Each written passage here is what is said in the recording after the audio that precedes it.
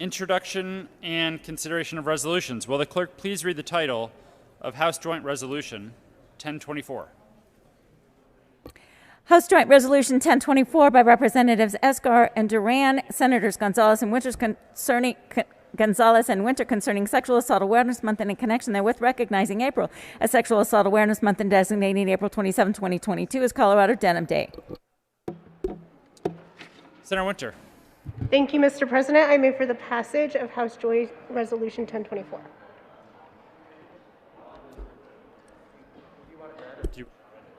And I request that it be read at length.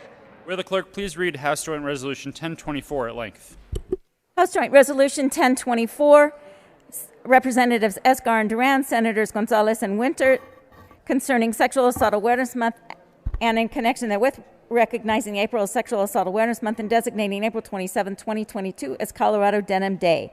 Whereas Sexual Assault Awareness Month, SAM, officially began 21 years ago through the movement to bring awareness to and put an end to sexual violence can be traced back much further, and whereas the first Rape Crisis Center was founded in San Francisco in 1971, the same city where the first U.S. Take Back the Night event was held 7 years later.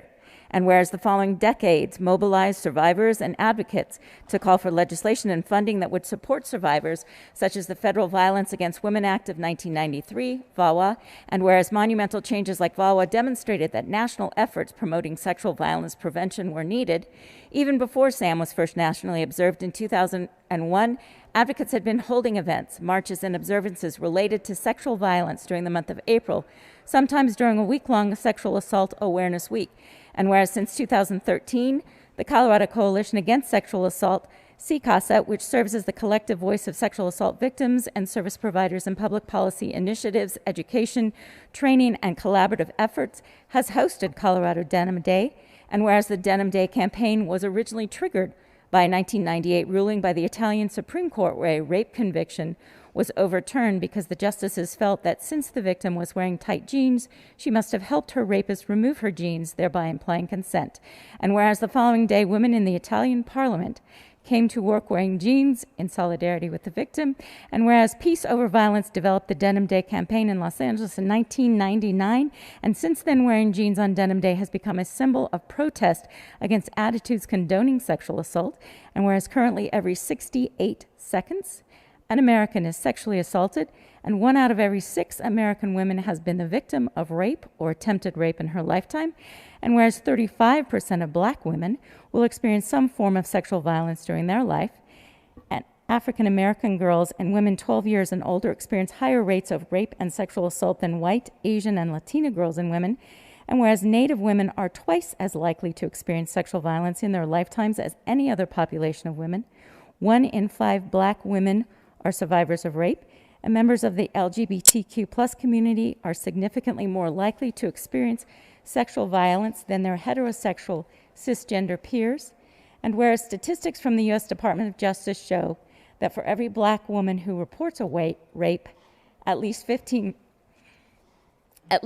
other black women do not report, and Latino women are least likely to report sexual violence, and whereas historical trauma, racism, hypersexualization, and fetishization often prevent sexual violence against women of color from being reported and believed, and women of color often face both racism and sexism when attempting to report, and whereas approximately 90% of people with developmental disabilities will be sexually assaulted, and around 80% of survivors of elder sexual abuse are abused by their caretakers, and whereas these statistics demonstrate that a person's identity can place them at a greater risk of sexual violence and make them less likely to report such violence and be believed, illustrating that denim isn't always denim. And whereas recognizing Sexual Assault Awareness Month and Denim Day and bringing awareness to and putting an end to sexual violence remain critically important. Now, therefore, be it resolved by the House of Representatives of the 73rd General Assembly of the State of Colorado, the Senate concurring herein, that we, the members of the Colorado General Assembly, recognize April as Sexual Assault Awareness Month and designate April 27th, 2022 as Colorado Denim Day, a statewide event aligning with Denim Day events across the world, and we are proud to recognize CCASA, Peace Over Violence, and other organizations that work to bring together Colorado communities to support survivors and end sexual violence. Be it further resolved that a copy of this joint resolution be sent to Bree Franklin, Executive Director of CCASA. Senator Winter. Thank you, Mr. President, and thank you, colleagues. Please be seated. This day is very important in bringing awareness to sexual assault and survival. There's been some progress made. There's been a lot of progress made, especially in the wake of the Me Too movement. However, rape myths and victim-blaming practices remain ubiquitous throughout society.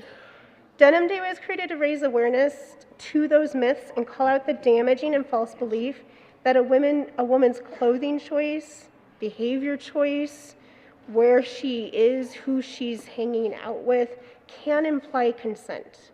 And you all actually joined us earlier this year in passing a bill to clarify what consent is, which I'm appreciative of.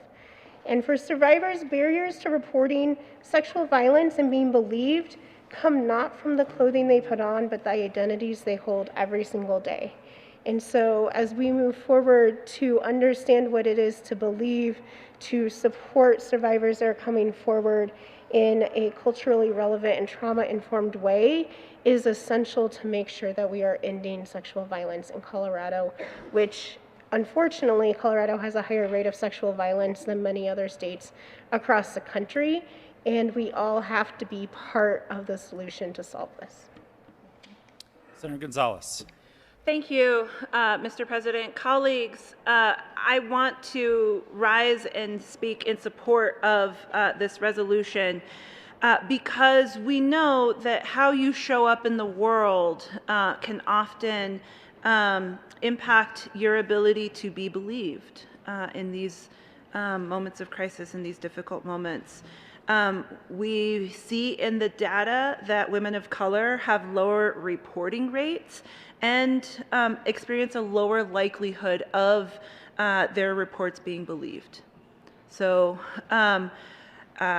for Latina women particularly, we're the least likely to report sexual violence or to seek trauma treatment services. And so why does that happen, right?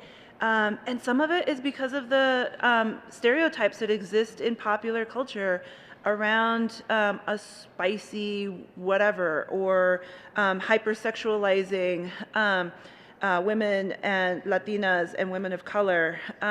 Those types of exoticism or racist tropes oftentimes place women of color at greater risk for victimization. And part of the other issue that we see is that if you do go forward and share your story and reach out for help,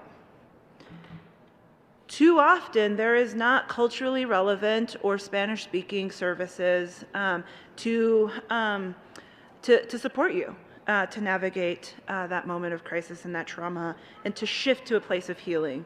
And so, y'all, we've got a lot of work to do, and I want to lift up and support the Colorado Coalition Against Sexual Assault for the work that they have done and for the work that remains ongoing.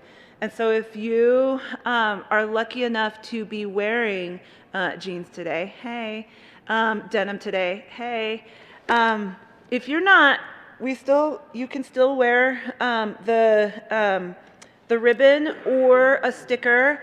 We invite you to donate your little granito de arena, your little grain of sand, to help support the mission and work of the Colorado Coalition Against Sexual Assault. Thank you all, colleagues, for your work, for your support, and for your donations. Can we please beat the House and raise some dollars? Thanks, everybody. Is anybody going to speak? Senator Fields. Good morning, Mr. President and colleagues. Thank you. I stand in strong support of this resolution and what it does. And it's difficult. It's really difficult to talk about rape and sexual assault. But the reality is it happens every single day. And that's why we need to talk about it, because we need to make sure that we're doing all we can to protect all of those who have been victims of sexual assault or rape. And there may be some stereotypes out there that you might think that it only happens to women. That's just not true. Frankly, it happens to babies. It happens to boys. It happens to girls. It happens to women. It happens to men. And that's why this body spends a lot of focus and time dealing with legislation to protect women and men and everyone else that's been assaulted by this horrible crime that I call sexual assault and rape. There's this myth that says, well, why didn't they tell earlier? That's because we have people to say, it's a secret. It's a secret. Don't tell. And if anyone tells you a secret, you know you're not supposed to tell the secret. And sometimes it takes whoever has been assaulted time to be confronted with, this is not a secret, this is wrong. This is sexual assault, and this is rape, and I'm going to tell it because I'm not going to harbor this secret anymore. So every woman, child, or person that's out there that someone has told you to keep that secret as it results to being sexually assaulted or raped, the time is now to tell that secret, because there's all kinds of resources that will believe you and that will help you navigate the system to be able to report the crime that has happened to you. So thank you, my colleagues, for bringing this resolution. It's very timely, and it is very real. Senator Winter. Thank you, Mr. President. And I would like to ask the 3 members from CCASA who work hard every single day for the Colorado Coalition Against Sexual Assault and Violence to stand and be recognized. And if we can give them our thanks.